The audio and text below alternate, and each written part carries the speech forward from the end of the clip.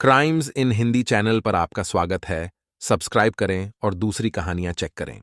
1984 में इस नगर राज्य को पश्चिम के बहुत थोड़े से लोग नक्शे पर ढूंढ सकते थे। इस जगह और यहाँ के लोगों का तो सवाल ही नहीं उठता था। इसके विपरीत अरबों, ईरानियों, बलूचियों, पूर्वी अफ्रीकियों, पाकिस्तानियों और वेस्ट कोस्ट इंडियंस का दुबई के साथ गहरा ऐतिहासिक संपर्क था। दूसरे विश्व युद्ध के अंत तक ये एक कोस्टल विलेज से ज्यादा कुछ भी नहीं था, जो मोटे तौर पर अपनी चतुराइयों के बूते जिंदा बना रह पाता था, क्योंकि इसके एकमात्र पुश्तैनी व्यवसाय मोतियों के व्यापार को युद्ध ने और बनावटी मोतियों के जापानी विकास ने खत्म कर दिया था।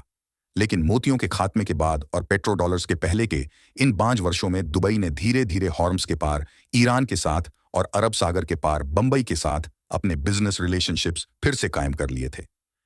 चूंकि ईरान और भारत दोनों ही अपने डोमेस्टिक इंडस्ट्री को खड़ा करने की दृष्टि से सख्ती के साथ कंजर्वेशनिस्ट रवैया अपना रहे थे, दुबई के व्यापारियों ने पाया कि वो दुबई में तमाम तरह की चीजों का इंपोर्ट कर और फिर ईरान और दूसरे सब कॉन्टिनेंट्स में उनका एक्सपोर्ट करते हुए अपने देश की सिंपल टैक्स रिजीम का यूज कर सकते हैं। जहां तक प्रभुत्व का सवाल है, दुबई के हुक्मरान अल मखतूम के खानदान को सिर्फ अबू धाबी के अल नहयानों के मुकाबले में ही दूसरा दर्जा हासिल था। अबू धाबी में तेल के विशाल भंडार की खोज अपने स्थायित्व के लिए जूझ रहे दुबई के लिए और उन अन्य 5 अमीरातों के लिए भी बहुत बड़ी देन साबित हुई, जिन्होंने 1973 में, जब अंग्रेजों ने सुएज के पूर्व से अपनी सारी सेनाओं को वापस बुला लेने का फैसला किया था, यूनाइटेड अरब अमीरात यूएई नाम से एक नए राज्य की स्थापना की थी। दोहन की मौजूदा दर को ध्यान में रखें तो अबू धाबी का तेल अगले 200 सालों तक चलेगा। अनुमान है कि आधी से भी कम सदी बीतते बीतते अल नहयान की संपत्ति 500 अरब डॉलर होगी, जिसके मुकाबले में एग्रामोविच और अन्य रूसी कुलीनों की संपत्ति मामूली दिखाई देगी। अबू धाबी ने यूएई के उन दूसरे 6 अमीरातों को सब्सिडी देने में उदारता दिखाई है, जिनके पास उसके जैसे तेल क्षेत्र नहीं है। लेकिन दुबई में अल मखतूम के नेतृत्व की अक्लमंदी का आकलन इस बात से किया जा सकता है कि उन्होंने कम से कम 70 के दशक से ही उस भविष्य के लिए तैयारी शुरू कर दी थी, जब संघीय बजट की जिम्मेदारी उठाने में अबू धाबी की कोई रुचि नहीं रह जाएगी। दुबई के पास पर्याप्त तेल भंडार हैं, जो अब भी इस नगर राज्य की कुल आय में 15% का योग करता है, लेकिन ये भंडार अगले दशक में सूख जाएंगे। अल मखतूमों ने एक साथ कई कारोबारों में हाथ डालने का फैसला किया, शायद अल नहयानियों के साथ स्पर्धा के अपने परंपरागत रिश्तों के चलते। इस प्रकार उन्होंने जबेल अली पोर्ट खड़ा करने की योजना बनाई, जो अपनी 66 गोदियों के चलते मिडिल ईस्ट का सबसे बड़ा समुद्री संसाधन बन गया है। आलोचकों ने भले ही इस आलीशान परियोजना का विरोध किया हो, लेकिन इस बंदरगाह और प्रोफेशनल फील्ड को तैयार करने के फैसले ने बहुत जल्दी ही अपने को साबित कर दिखाया। 1979 में दुबई ने ईरानी क्रांति और अफगानिस्तान पर सोवियत संघ की घुसपैठ से एक कीमती सबक लिया। ईरानी और अफगानी व्यापारी अपने देशों की इंस्टेबिलिटी से घबराकर दुबई आ गए थे। वो अपने साथ अपने कारोबार को लाए, जिससे दुबई की अर्थव्यवस्था को बढ़ावा मिला। इनकम टैक्स और सेल्स टैक्स से मुक्त होने की वजह से दुबई ने बहुत तेजी के साथ मिडिल ईस्ट में पैसे बटोरने की एक सुरक्षित जगह के रूप में प्रसिद्धि हासिल कर ली थी। ये अमीरात तभी से किसी भी रीजनल क्राइसिस के दौरान हमेशा फलता फूलता रहा है। इस खूबी ने दुबई को पिछले दशक में कारोबार की दुनिया की कई नामी गिरामी शख्सियतों को अपनी तरफ खींचने के काबिल बनाया है।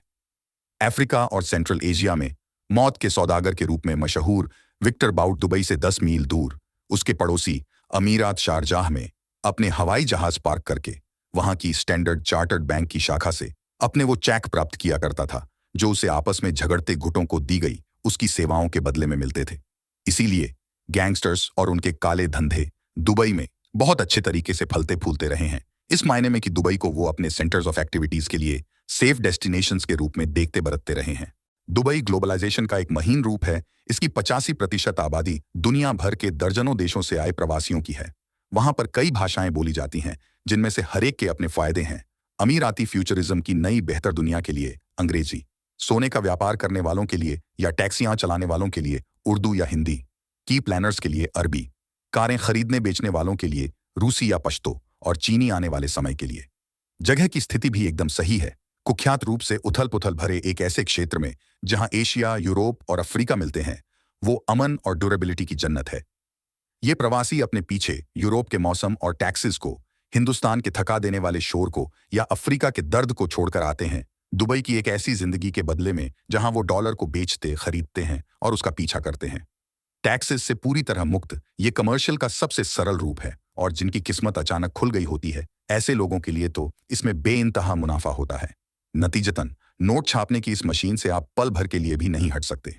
शहर में उन वेस्टर्न कंपनीज के इन्वेस्टमेंट में भी भारी बढ़ोतरी देखी गई, जिन्हें यहाँ के बाजार में अपने मुनाफे की पॉसिबिलिटीज दिखती थीं।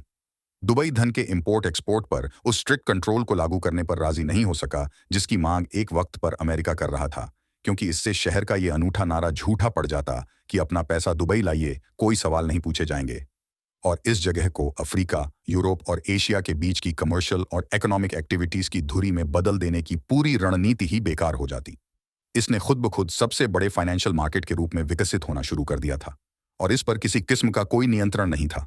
आप मनचाहा पैसा यहां से बाहर ले जा सकते थे और मनचाहा पैसा यहां पर ला सकते थे, चाहे तो नकदी से भरे सूटकेस में, चाहे तो उसे सोने की सिल्लियों या हीरो में तब्दील करके, चाहे तो उनमें से किसी भी बैंक के मार्फत जो धन के इस लगातार जारी प्रवाह का फायदा उठाने के लिए स्थापित किए गए थे, या अनऑथोराइज्ड रूप से पैसे की अदला बदली करने दुबई का विकास होना शुरू हुआ 6वें दशक के आखिरी वर्षों में, खास तौर से ब्रिटिश रूल से आजादी मिलने के बाद और 1973 के उस तेल संकट के बाद से, जिसने शहर के आधारभूत ढांचे के विकास के लिए पेट्रो डॉलर्स की बांट ला दी थी। दुबई का अपना तेल भंडार अबू धाबी का एक छोटा सा अंश था, जो शुरुआती तौर पर उसे अपने इस पड़ोसी अमीरात पर निर्भर बनाता था। नतीजतन अल मख्तूम परिवार के हुक्मरानों ने अल नहयानों पर अपनी निर्भरता को कम करने के लिए रेवेन्यू के ऑल्टरनेटिव सोर्सेज तलाशने की कवायद शुरू की। शुरुआत से ही इसने ईरान की बिजनेस एक्टिविटीज को कराची, बंबई और अफ्रीका के ईस्ट कोस्ट की बिजनेस एक्टिविटीज से जोड़ने वाले अरब सागर पर दुबई को एक कमर्शियल वेयरहाउस की ऐतिहासिक भूमिका निभाने को प्रेरित किया। बंबई के साथ दुबई के रिश्तों की सशक्त राजनैतिक जड़ें थीं, क्योंकि ब्रिटिश राज के दौरान शहर का मैनेजमेंट बॉम्बे प्रेसिडेंसी से ही किया जाता था। जैसे ही 6वें दशक के आखिरी सालों में मॉडर्न एयरपोर्ट बना, वैसे ही वेस्टर्न एमिग्रेंट्स की बसाहट शुरू हो गई। भारतीयों, पाकिस्तानियों और ईरानियों के समुदायों की ही तरह ये लोग भी अपने में ही सीमित रहते थे। तब भी लोकल एमिरेट्स के साथ सभी समुदायों के करीबी रिश्ते थे, हालांकि वे एक दूसरे के साथ बहुत ज्यादा घुलते मिलते नहीं थे। तब भी, जबकि यह उन लोगों के साथ बेहतर रिश्ता बनाए रखने के लिए जरूरी था जिन्होंने उन्हें शरण दी हुई थी। जो हाथ आपको खिला रहा होता है उसे आप काटते नहीं हैं। समुदाय उस तरह के आपस में जुदा इलाकों में नहीं रहते थे जो अब अस्तित्व में आ गए हैं। हवेलियां बहुत थोड़ी सी थीं और ज्यादातर लोग रिलेटिवली छोटे छोटे अपार्टमेंट्स में रहा करते थे। हुक्मरानों के परिवार तक पहुंचना रिलेटिवली आसान था। तमाम समुदायों के प्रतिष्ठित सदस्यों को शेख रशीद से और खास तौर पर उनके परिवार के उनसे छोटे सदस्यों से मिलने में कोई मुश्किल पेश नहीं आती थी, जिनमें शेख रशीद के वारिस और शेख मोहम्मद शामिल थे। अगर किसी खास आर्थिक क्षेत्र या किसी खास समुदाय पर असर डालने वाले कोई मसले होते तो उन पर बेबाक बातचीत करने के लिए यह परिवार हमेशा खुला हुआ था। अपने मूल देश में थोड़ा बहुत दबदबा रखने वाला कोई भी भारतीय, पाकिस्तानी या ईरानी अपनी समृद्धि और संपर्कों के बूते पर शेख रशीद या उनके रिश्तेदारों के साथ आसानी से मुलाकात कर सकता था और अपने मसलों पर उनसे बातचीत कर सकता था। जब 1981 के आसपास दाऊद इब्राहिम ने खालिद पहलवान के साथ मिलकर गुजरात से और फिर बंबई से सोने की तस्करी की शुरुआत की थी, तो वो इन बातों से अच्छी तरह वाकिफ था। शाही खानदान तक ये आसान पहुंच और उसकी बढ़ती हुई प्रोफेशनल इंटरेस्ट्स ही थीं, जिनका दोहन करने का फैसला दाऊद और उसके आदमियों ने किया था। दुबई का हवाई अड्डा यूं तो मिडिल ईस्ट के हिसाब से आधुनिक ही था, लेकिन वहां की ब्यूरोक्रेसी अपने तरीके से रोचक होने के बावजूद बहुत ही धीमी और निराशाजनक थी। किसी भी समुदाय को विशेष मानकर बर्ताव नहीं किया जाता था। भारतीय, वेस्ट अफ्रीकन, ईरानी सभी के साथ एक सा बर्ताव किया जाता था। तरह तरह के परमिटों और लाइसेंसों के लिए घंटों लाइन में खड़े रहने की वजह से खींच होती थी, लेकिन जिंदगी की रफ्तार बहुत ही धीमी थी, जिसकी वजह से लोग इन चीजों पर ज्यादा ध्यान नहीं देते थे। ब्यूरोक्रेसी के बहुत से पहलू फिलिस्तीनियों के कब्जे में थे। अमीरातों की दिलचस्पी तब तक ओहदों में नहीं जागी थी और ये फिलिस्तीनी मुहाजिरों के लिए रोजगार का एक सुविधाजनक अवसर था। इसने भेदभाव को कम करने में भी मदद की, हालांकि यह बेहद निरंकुशता की ओर भी ले गया। 1980 तक दुबई आने वाले प्रवासियों की तादाद बहुत ज्यादा थी, क्योंकि उनका मुल्क सिविल वॉर्स में फंसा हुआ था और उनकी अर्थव्यवस्था चरमरा गई थी। यह भी था कि दुबई के माकूल हुक्मरानों के साथ साथ मुसलमान होने के भी अपने फायदे थे। हालांकि 80 के दशक की शुरुआत से भारतीय समुदाय ने अपनी तादाद और प्रभाव दोनों से ही पाकिस्तानी समुदाय को ढंकना शुरू कर दिया था। हालांकि कुछ पुराने पाकिस्तानी परिवार जो अपनी व्यापारिक कामयाबी का दावा करने की हालत में थे, वो अमीराती समाज के साथ बेहतर तरीके से घुल मिल गए थे। भारतीयों के साथ साथ सबसे महत्वपूर्ण व्यापारिक समुदाय ईरानियों का था, जो 20वीं सदी के पहले दशक में फारसी हुकूमत द्वारा थोपे गए भारी भरकम इंपोर्ट ड्यूटी से बचने के लिए दुबई में आ बसे थे। फिर मर्डिये भी एक जगह थी जो हवाई अड्डे से 6-7 किलोमीटर दूर रेगिस्तान में स्थित थी। यूएई सरकार ने 1982 में इस इलाके का आधुनिकीकरण आरंभ कर दिया था, जिसके तहत उसने लगभग 20 वर्ग किलोमीटर के इलाके में 26 मकान और 26 अपार्टमेंट्स खड़े किए थे और सड़कों का जाल बिछाया था, जिसके पीछे निश्चय ही भविष्य की सोच थी। मर्डिये पहला ऐसा अपर मिडिल क्लास इलाका था जिसमें संपन्न पश्चिमी लोग अमीराती और भारतीय समान रूप से साझा करते थे, और आज यह इलाका निवासियों से भरा पड़ा है। यहां पर सिर्फ दो की ही हुकूमत चलती है, डॉलर और शेख मो। दुबई मिडिल ईस्ट का काले धन की तस्करी का एक विशाल गैर जनतांत्रिक केंद्र भले ही हो, लेकिन यह देश फ्री ट्रेड और ग्लोबलाइजेशन का स्वागत करता है। वह हिंसा के लिए कुख्यात क्षेत्र के भीतर एक अमन चयन की जगह है। उसने अपनी समृद्धि के लिए तेल पर निर्भर होने की बजाय अरब दुनिया के भीतर खुद को एक अनूठी ताकत के रूप में आविष्कृत किया है। इसके अलावा जब तक संयुक्त राज्य अमेरिका और यूरोप अपने बैंकिंग केंद्रों को समुद्र पार व्यापार करने की इजाजत देते रहेंगे, तब तक वे पाखंड के दोषी बने रहेंगे। संगठित अपराध के लिए भी ये उतने ही महत्वपूर्ण साधन हैं जो इन अपराधों के लिए हरी झंडी दिखाते हैं। इलीगल एक्टिविटीज पर पर्दा डालने तथा टैक्स रेजीम की निगाहों से बचने के लिए सूडो कंपनीज सुलभ कराते हैं। इनके विकसित और कामयाब होने की एकमात्र समझ में आने वाली वजह यह है कि एक अवैध अर्थव्यवस्था के भीतर बहुत से कॉरपोरेशन इनका इस्तेमाल ठीक उन्हीं वजहों से करते हैं जिन वजहों से उनका इस्तेमाल दुबई में किया जाता है, खासतौर से टैक्स से बचने के लिए। एक बार किसी व्यक्ति के नाम से कोई मकान या अपार्टमेंट रजिस्टर हो जाता है तो वह पूरी कामयाबी के साथ अपने धन को बेदागा कर लेता है और फिर उस धन को दुनिया के किसी भी वैध वित्तीय तंत्र के भीतर नए सिरे से इस्तेमाल किया जा सकता है। 7वें दशक में उन साउथ एशियंस की नई बाढ़ आई जो ईस्ट अफ्रीका के देशों, खासतौर से युगांडा में हो रहे जुल्मों से भागकर आए थे। इस समय तक नेपालियों और श्रीलंकाइयों की कोई उल्लेखनीय आबादी नहीं थी। इनकी आमद की शुरुआत 90 के दशक से हुई थी। निर्माण के क्षेत्र की विस्फोटक प्रगति के चलते सस्ते और अक्सर ऐसे जिनसे जरूरत खत्म होने पर निजात पाई जा सके ऐसे मजदूरों की जरूरत पड़ी तथा अमीराती परिवारों के रहन सहन के स्तर में आए निखार की वजह से दक्षिण एशिया और फिलीपींस के निर्वासितों के बीच से आए बंधुआ नौकरों की तादाद बढ़ी। कम्युनिज्म के पतन और इंटरनेशनल फाइनेंशियल मार्केट्स के बेलगाम हो जाने की वजह से 80 के दशक के आखिरी दौर में वैश्विक अर्थतंत्र में नकदी का बढ़ती तादाद में समावेश बढ़ा। व्यापारी ज्यादा से ज्यादा मुनाफे की संभावनाएं तलाशते हुए दुनिया की छानबीन करने लगे और कुछ निवेशक अपने पैसे पर लगे क्रिमिनल सोर्स के दाग को धोना चाहते थे। इस पूरी प्रक्रिया में बेइंतहा धनराशि शामिल थी।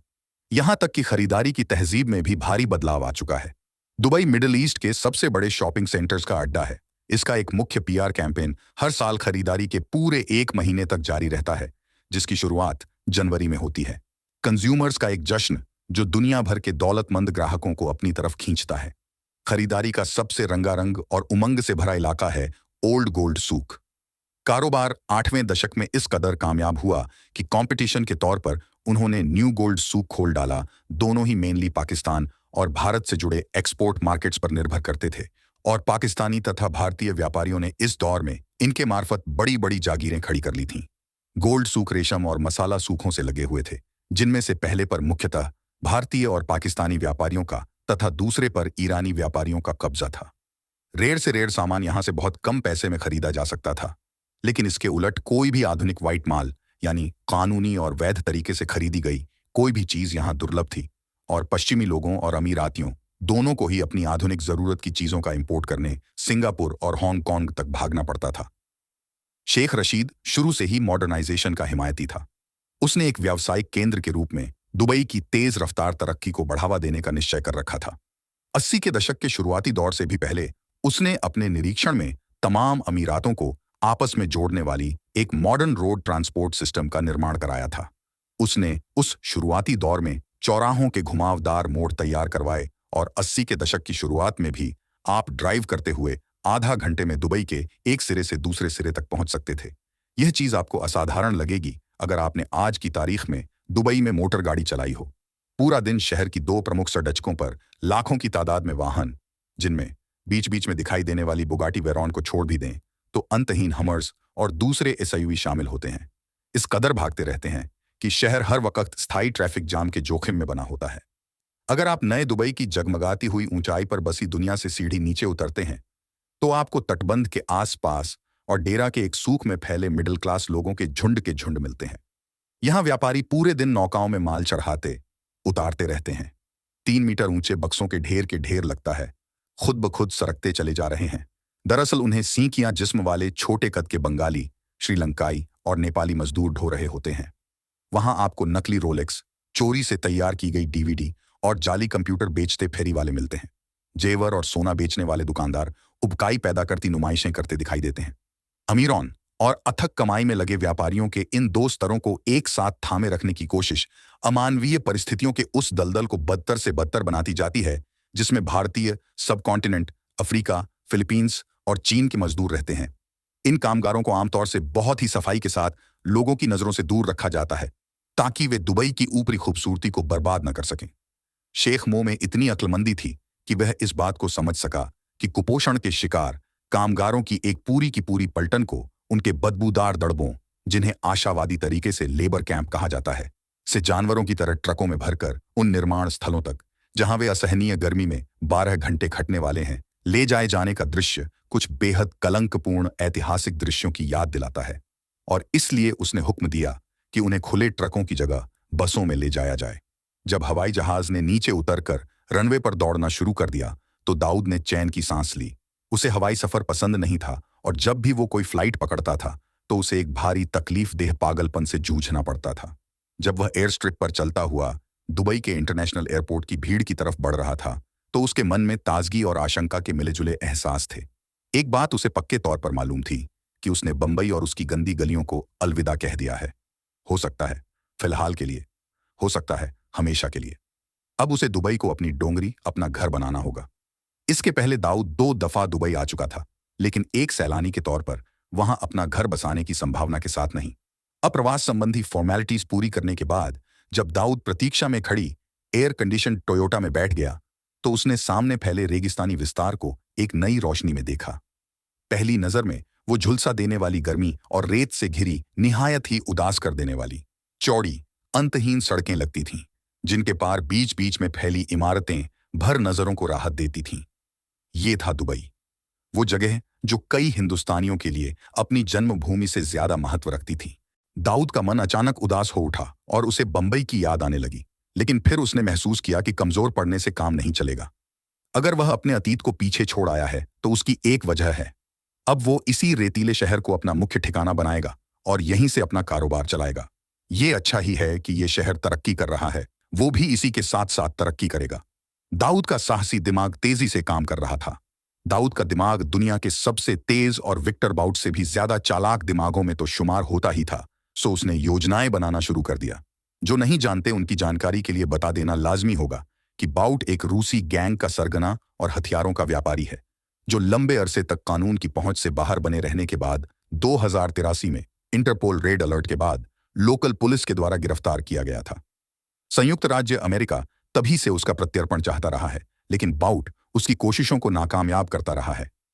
दाऊद जानता था कि खालिद उसके साथ समझौता करने को राजी नहीं होगा, इसीलिए उसे सबसे पहले एक ऐसे सहयोगी की तलाश की जरूरत थी जो उसकी योजनाओं को अंजाम देने में मुख्य भूमिका निभा सके।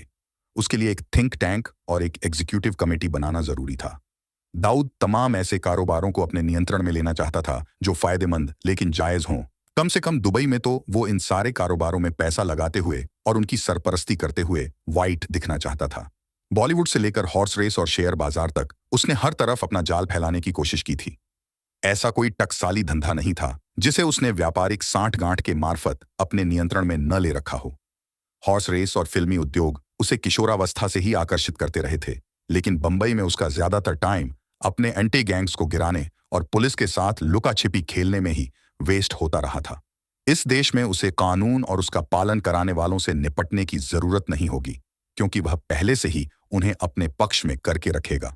दरअसल वह हुकूमत को ही अपने पक्ष में करके रखेगा। उसे खबर ही नहीं हुई कि कार कब रुक चुकी थी। ड्राइवर ने दाऊद को विनम्रतापूर्वक बताया कि वे पहुंच चुके हैं। दाऊद सोचने लगा कि उसकी कार कुछ वैसी ही हवा में तैरती हुई चली है जैसे कुछ देर पहले प्लेन चल रहा था। एक भी दचका नहीं, न कोई गड्ढा, न कोई आवाज और न कोई झटका जो उसे उन रोड्स की याद दिलाता जिनका वह आदी था। बंबई में इतनी सरलता से इतना लंबा सफर वह कभी नहीं कर सकता था। दाऊद ने अपने सामने उस ठाठदार बंगले को देखा जिसका इंतजाम शेख यूसुफ नाम के एक व्यक्ति ने दाऊद के रहने की अपनी स्थायी व्यवस्था होने तक उसके ठहरने के लिए कर दिया था। शेख यूसुफ स्मगलिंग के कारोबार में दाऊद का नया पार्टनर था, जो अब दुबई में बस चुका था। दाऊद ने इसकी तुलना अपनी उस जर्जर इमारत से की जिसमें वह रहता था। टेमकर मोहल्ला और फिर मुसाफिर खाना, टूटी हुई रेलिंग्स, चटकी हुई सीढ़ियां, गंदे कोने, बदबूदार गलियारे, साइबान के परे लगे फव्वारों, साफ सुथरे लॉन, रंगीन चंदोमों, वर्दीधारी वेटरों, लोहे के एक विशाल दरवाजे, संगमरमरी पोर्टिको और ग्रेनाइट के फर्श से सज्जित यह आलीशान बंगला एक अलग ही दुनिया थी।